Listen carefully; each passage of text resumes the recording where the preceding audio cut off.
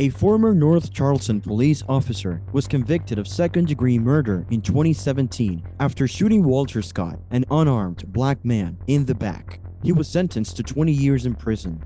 Hello and welcome to our new video. In this video, we will talk about the death of Walter Scott by Michael Slager, a North Charleston Police Department officer in South Carolina, USA. Slager stopped Scott for a non-functioning brake light. After a physical altercation, Slager shot Scott from behind while he was fleeing, which contradicted the report of Slager of the incident. After a video recording of the shooting, Slager was charged with murder, and investigations by SLED, FBI, and DOJ Civil Rights Division ensued. The video will cover the shooting's details, the investigations by multiple agencies, the public's reaction, and Slager's imprisonment. Michael Thomas Slager, who served for more than 5 years in the North Charleston Police Department, was 33 years old when the incident happened. He served in the U.S. Coast Guard before joining as a police officer. Slager was named in a police complaint in 2013 for allegedly using a taser on a man without cause. Slager was cleared by the police department over the incident. The victim and several witnesses said that they were not interviewed. Following the Scott killing, North Charleston Police stated that they would re-review the 2013 complaint. Slager was named in a second tasing without cause complaint following an August 2014 police stop. A complaint filed in January of 2015 resulted in Slager being cited for failing to file a report.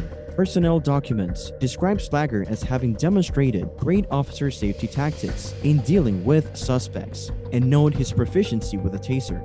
At 9:30 a.m., April 4th of 2015, in the parking lot of an auto parts store at 1945 Remount Road, Slager stopped Scott for a non-functioning brake light.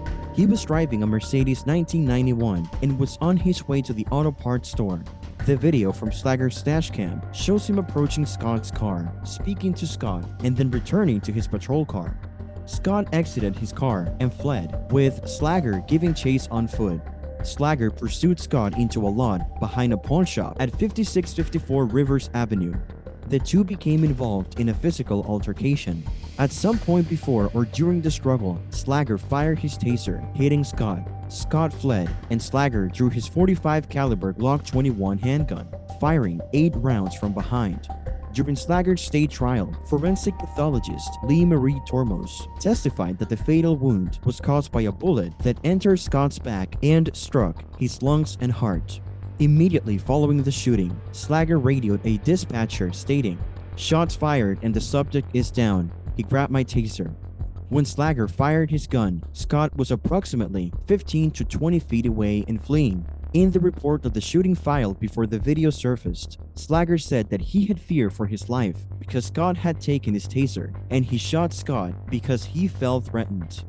A passenger in Scott's car, reported to be a male co-worker and friend, was later placed in the back of a police vehicle and briefly detained. According to reports, when Scott died, he had alcohol and cocaine in his blood.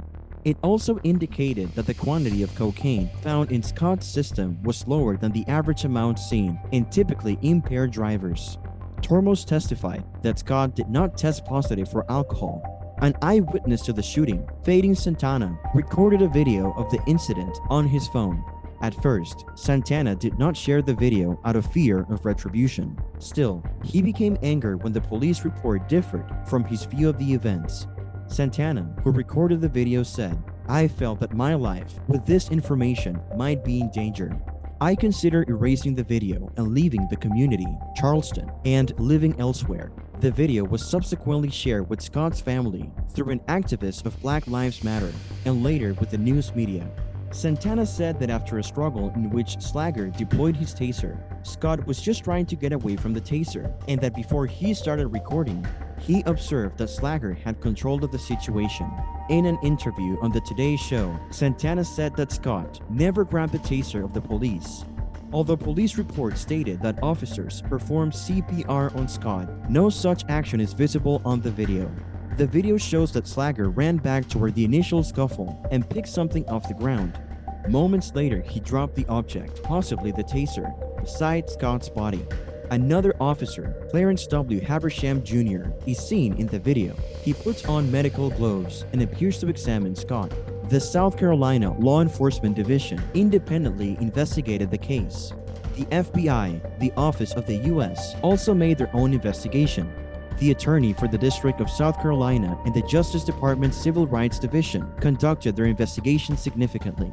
In June of 2015, a South Carolina grand jury indicted Slager on a charge of murder. He was released on bond in January of 2016. In May 2016, Slager was indicted on federal charges, including violating Scott's civil rights and obstruction of justice. In a May 2017 plea agreement, Slager pleaded guilty to federal charges of civil rights violations, and he was returned to jail pending sentencing. In return for his guilty plea, the state's murder charges were dropped. In December of 2017, Slager was sentenced to 20 years in prison, with the judge determining the underlying offense was second-degree murder. After the police department reviewed the video, Slager was arrested on April 7th and charged with murder. On June 8th, a South Carolina grand jury indicted Slager on the murder charge. The murder charge essentially was the only charge presented to the grand jury. On January 4th of 2016, after being held without bail for almost 9 months, Slager was released on a $500,000 bond. He was under house arrest until the trial, which started on October 31st of 2016. On December 5th, Judge Clifton Newman declared a mistrial after the jury became deadlocked, with 11 of the 12 jurors favoring a conviction. A retrial was scheduled for August of 2017. However, the state charges were dropped due to Slager pleading guilty to a federal charge. In May of 2016, Slager was indicted for violating Scott's civil rights and unlawfully employing a weapon while committing a crime. On December 7th of 2017, U.S. District Judge David C. Norton sentenced Slager to 20 years in prison. Defense attorneys had advocated for voluntary manslaughter. However, the judge concurred with the prosecutor's stance that second-degree murder was the appropriate underlying offense. Because there is no parole in the federal justice system, Slager will likely remain in prison for about 18 years after credit for time served in jail. He began serving his sentence in Colorado's Federal Correctional Institution, Englewood, in February of 2018. An appeal for a reduction of sentence was denied in January of 2019. As of 2023, the earliest date that Slager could be released is August 16th of 2032. In mid-2021, Slager went back to court asking for a sentence reduction. He claimed that his defense was incompetent and that he was not involved in the negotiations over the plea deal. The court ruled against Slager and upheld the sentence. During his statement before the sentencing, Slager expressed, "If only I could go back in time and change what happened, but I can't. It's a very tragic situation. I am standing before the Scott family and the court and taking responsibility for the actions of April 4th of 2015. On April 8th, the North Charleston city manager announced that the NCPD had fired Slager, but would continue to pay for his health insurance because his wife was pregnant. The town's mayor, Keith Summey, said that he had ordered an additional 150 body cameras so every police officer could wear one. Scott's killing further fueled a national conversation around race and policy. The Black Lives Matter movement protested Scott's death. A bill in the South Carolina State House designed to equip more police officers with body cameras was renamed for Scott. The Senate set aside $3.4 million to fund it to buy 2,000 cameras for South Carolina officers. In May of 2016, the Canadian Broadcasting Corporation released a short documentary film about the shooting called Frame 394. The documentary is about Daniel Vauchard, a Canadian cinematographer and image stabilization specialist who claims to have discovered evidence in frame 394 of the shooting video that challenged the accepted narrative of what transpired between Slager and Scott. And it follows his moral dilemma of what to do with this potential key evidence. Initially, Vauchard examined the footage to help indict Slager, having been convinced by the footage that it was an example of police corruption at its worst. After clarifying the video and inspecting frame 394, He noticed that as Slager began reaching to draw his weapon, it appeared that Scott was still holding Slager's taser, potentially enough to make Slager fear for his life, and maybe meet the grounds needed to use lethal force. It was impactful in Slager's trial, after Vosher showed Slager's lawyer, Andy Savage, the stabilized video. Thank you for watching. If you found this video informative, like, subscribe, and turn on notifications for more videos.